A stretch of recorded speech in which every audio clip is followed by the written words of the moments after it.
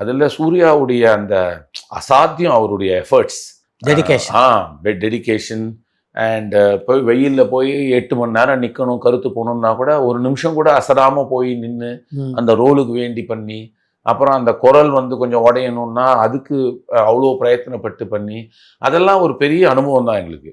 ஏன்னா ஐடியில் இருந்தவங்க, ஆனால் மூவியில் மக்கள் இடையே ப்ரெசென்ட் பண்ணும்பொழுது ஒரு இயக்குனர் சொல்கிறத கேட்கணும்.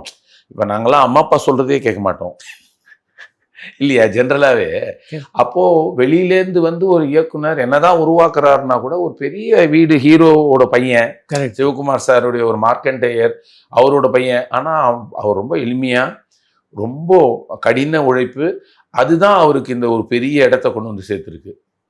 நந்தா வெற்றி பெற்றதுக்கு பாலா ஒரு காரணம்னு இருந்தால் கூட சூர்யா ஒரு மிகப்பெரிய காரணம். தான் நினைச்ச நடிப்பை கொண்டு வரணும் அப்படின்றதுக்கு பல டேக் எடுப்பாரு அவரு.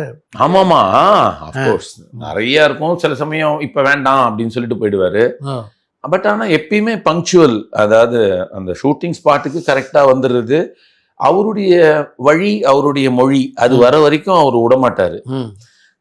சூர்யாவும் நல்ல கோஆப்ரேஷன், அவர் எந்த விதமான இதுவும் இல்லை. எவ்வளோ தடவை அவருக்கு ஆப்ஷன் இல்லைன்னு சொல்லுவாங்க, அப்படி ஒன்றும் இல்லை. ஏன்னா அவருக்கு ஒரு பெரிய நடிகரோட பையன், இல்லை எனக்கு செட் ஆகாதுன்னு சொல்லிட்டு போயிருக்கலாம், அப்படிலாம் இல்லை.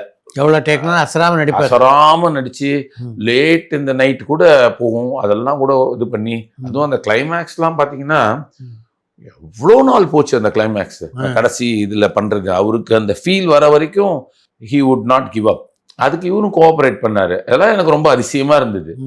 ஏதோ ஒரு அளவுக்கு ஓகே, பட் ஆனால் எப்பயுமே அவருக்கு பாலாவுக்கு அந்த மாதிரி ஒரு அண்ணன் தம்பி உறவு முறையை விட அந்த குருநாதர் சிஷ்யம் மாதிரி இருக்கக்கூடிய அந்த பாவம் அது ரொம்ப நெகிழ்வாக இருந்தது.